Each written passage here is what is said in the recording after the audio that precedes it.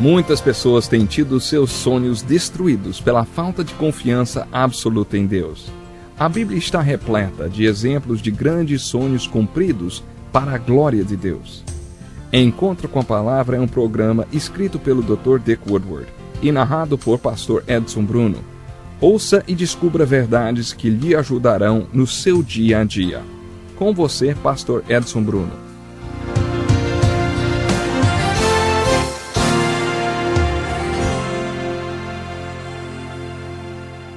Bem-vindo a mais um programa Encontro com a Palavra. Estamos estudando o pai da fé no Velho Testamento, o livro de Gênesis. Quando lemos a história de Abraão, encontramos a definição de fé nos altares que ele construiu. O primeiro altar denomina-se Ensina-me, Senhor. Foi assim que começou. Em seguida vemos o arrependimento. Abraão teve dificuldades no segundo altar. Quando Deus mostrou a ele a importância do arrependimento, ele foi para o sul. Quando Abraão entrou no Egito, ele estava em uma batalha espiritual. Ele não apenas foi geograficamente para o sul, mas também foi para o sul espiritualmente. Ele estava no Egito, ele estava fora de lá. Mas ele retornou do Egito para aquele segundo altar e chamou pelo nome do Senhor uma segunda vez. Depois ele teve um encontro com Ló. Quando Abraão saiu da terra de seus pais, na sua terra de origem, ele foi dito para deixar o seu pai para trás. Ele não pôde fazer isso. O pai dele morreu. Isso foi o que o estimulou a partir.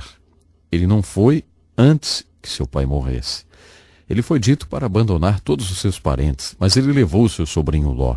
Seu pai tinha um irmão chamado Arão. Ló era filho de Arão. Quando Arão morreu, Abrão o adotou. Talvez Abrão realmente amasse o sobrinho, ou talvez achasse que o sobrinho fosse a resposta para todas as promessas que Deus estava fazendo. Ele pode ter pensado, bem, deve ser isso que Deus quer dizer, afinal, aqui está o meu sobrinho vivendo na minha casa. Talvez ele seja o herdeiro através do qual meus filhos virão. Qualquer que tenha sido a razão, Abraão não pôde deixar Ló. Ele deveria fazer isso, mas ele não fez. Depois que Abraão enfrentou essa questão de arrependimento, ele chamou Ló e disse, Ló, nós temos que nos separar. Separa-te de mim porque eu vou me separar de ti. Está escrito que Ló foi para leste em direção a Rai e acabou indo morar em Sodoma e Gomorra. Abraão foi para o oeste e construiu o terceiro altar em um lugar chamado Hebrom. Mais uma vez eu acho que essa alegoria é bonita demais para não ter sido de propósito. Hebrom, na língua hebraica, significa comunhão. Quando Abraão levantou o terceiro altar, depois de ter levantado o altar do arrependimento, ele estava dizendo a Deus, Deus, eu quero te conhecer. Todos os homens das Escrituras fazem esse grande clamor, que eu possa conhecer a Deus. Todos eles clamam do fundo do coração que eu possa conhecer a Deus. Quanto mais eles conhecem a Deus, mais eles querem conhecê-lo. Era isso que Abraão estava dizendo no terceiro altar. Deus, eu quero te conhecer, eu chamo esse altar de altar do relacionamento. Abraão construiu esses primeiros 3 altares nos capítulos 12 e 13. Nesses primeiros capítulos da história de Abraão, ele construiu 3 altares. Ele não constrói outro altar até o capítulo 22. O que ele estava querendo dizer quando construiu esse terceiro altar? O que aconteceu depois que ele construiu o terceiro altar? Quando ele diz, Deus, eu quero te conhecer, acho que o que Deus estava dizendo a ele era, Abraão, se você quer manter um relacionamento comigo, quero que você saiba algo. Se eu sou qualquer coisa, eu sou acima de tudo. Porque até que você me veja acima de tudo, então você ainda não me viu. Você precisa me ver como eu estou acima de tudo. Essa é a verdade. Contaram-me isso quando eu era criança. Se Jesus Cristo é qualquer coisa, então Jesus Cristo é tudo. E já que Jesus Cristo é tudo, Jesus Cristo não é qualquer coisa. Não tente fazer Jesus de tolo, não tente fazer Deus de tolo. Se você realmente quer conhecer a Deus, Deus quer ter um lugar muito certo, muito bom na sua vida. E sabe qual é o lugar? O primeiro lugar. Outra pessoa ocupava esse lugar na vida de Abraão. Ló, por exemplo. Ló era um exemplo das pessoas que colocamos em nossa vida e que Deus não quer que estejam presentes. Muito desgosto e tristeza são causados em nossa vida quando colocamos pessoas que Deus nunca quis que estivessem presentes. É isso que Ló representa. Em Gênesis capítulo 16, por sugestão de Sara, sua esposa, Abraão teve um filho com sua empregada egípcia chamada Agar. Ele deu ouvidos à sua esposa. Parece até com a história de Adão. Ficamos em sérios apuros quando Adão deu ouvidos à sua esposa e passamos a ter um monte de problemas quando Abraão deu ouvidos à sua esposa Sara e teve um filho com sua empregada egípcia chamada Agar. Essa criança foi Ismael. Não haveria conflitos no Oriente Médio hoje se Abraão não tivesse dado ouvidos a Sara, mas ele fez o que ela queria e teve um filho com a empregada. Ismael é o pai dos palestinos de hoje. E agora temos palestinos e judeus na Terra Santa. Esse é o nosso problema. Não haveria palestinos, os árabes, se Abraão não tivesse tido Ismael. Acho que Ismael é a ilustração de alguma coisa. O maior inimigo do melhor é o bom. O maior inimigo do melhor de Deus para a sua vida é algo bom.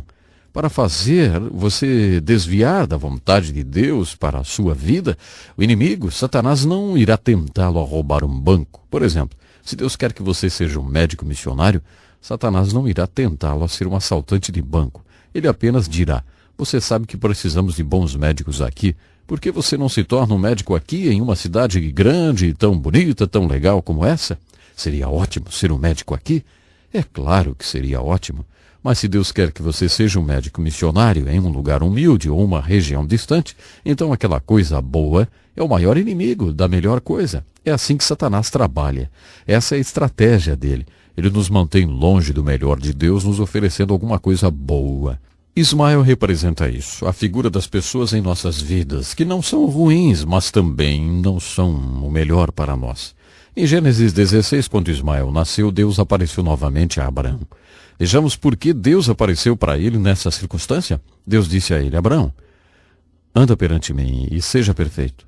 O que ele queria dizer era: Abraão, o meu plano é que você tenha um filho com Sara e não com Agar. Eu acredito que Sara apresenta um outro tipo de problema na relação de Abraão. O terceiro altar, o altar do relacionamento, trata de relações verticais e horizontais. Elas são inseparáveis. Para conhecer a Deus, Deus precisava ter seu lugar em todas as relações de Abraão.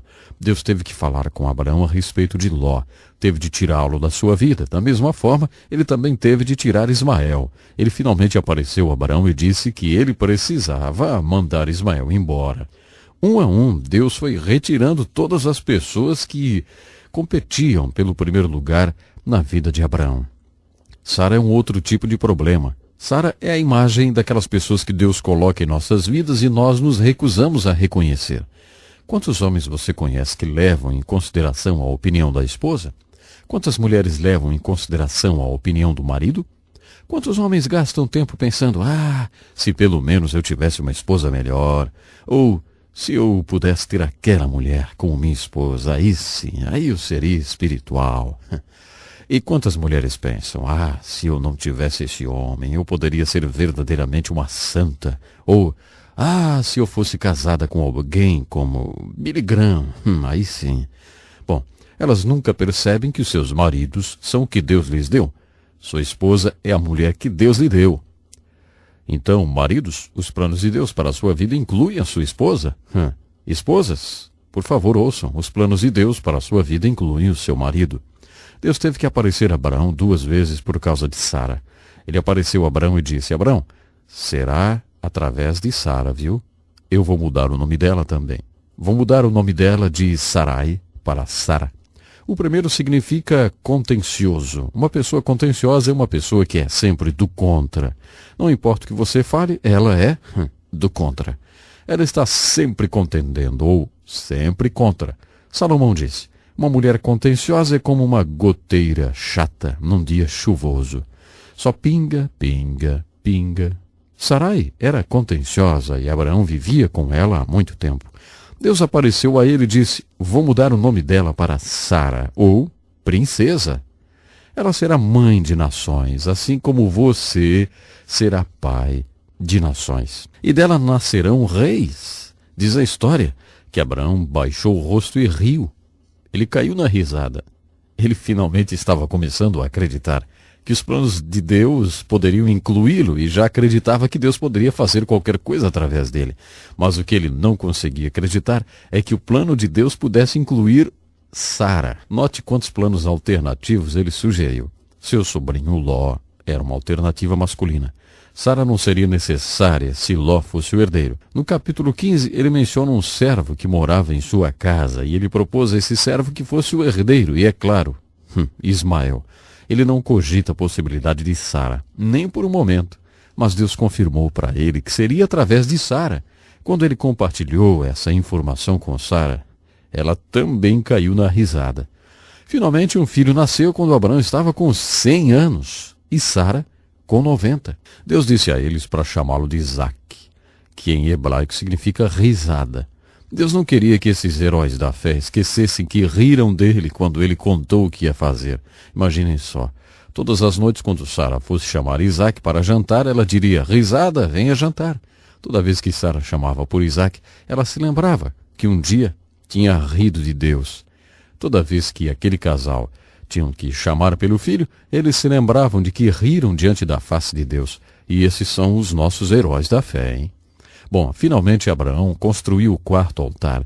Esse altar é o mais importante. Ele construiu esse altar na montanha de Moriá. Moriá significa Jeová proverá. Até então, era Abraão quem escolhia o lugar, escolhia o sacrifício, fazia todas as escolhas. Mas nesse quarto altar a coisa foi diferente. Deus escolheu o lugar, Deus escolheu o sacrifício. Você sabe o que Deus pediu em sacrifício naquele quarto altar, não sabe? Isaac, isso mesmo.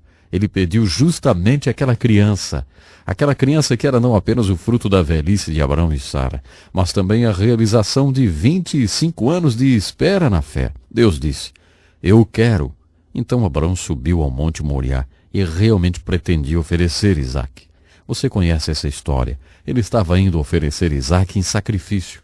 Antes de subir o monte com Isaac, Abraão disse aos empregados: vocês ficam aqui tomando conta dos animais enquanto eu e Isaac vamos subir ao monte para orar. Nós voltaremos logo. Abraão nunca duvidou de que ambos voltariam. No livro de Hebreus está escrito que Abraão acreditava que Deus poderia trazer Isaac de volta dos mortos se ele tivesse que sacrificá-lo. Abraão tinha tudo isso de fé. Ele cria. E aconteceu que Abraão não teve mesmo que matar o seu filho. Ele sacrificou um carneiro que foi providenciado por Deus. Ele chamou aquele lugar de Jeová Jiré, que em hebraico significa Deus proverá. Isso aqui é maravilhoso. É lindo demais. Deus fez isso para mostrar para nós que precisamos realmente estarmos sempre dispostos a subirmos a montanha. É lá que Deus nos prova, no topo da montanha de nossos compromissos. É lá que Deus prova a nossa fé. E é lá que provamos a Deus e o conhecemos melhor. Isso é rendição total. Abraão foi rendido totalmente. E a mensagem da Bíblia pode ser resumida em 2 palavras. Primeiro Deus. Sempre primeiro Deus. Assim estudamos os 4 altares de Abraão: o altar da resposta, o altar do arrependimento, o altar do relacionamento e o altar da realidade, ou da rendição total. Pense nisso e até o nosso próximo programa. Que lição importantíssima. Obrigado, pastor Edson Bruno. Prezado ouvinte, coloque em prática o que você ouviu aqui. Sem dúvida, sua vida será grandemente abençoada. Este é um estudo escrito pelo Dr. Dick Woodward, na voz do pastor Edson Bruno. Escreva-nos e solicite o material. Nosso endereço é Encontro com a Palavra, Caixa Postal 2011, CEP 89201-970, Joinville, Santa Catarina. Até o nosso próximo Encontro com a Palavra.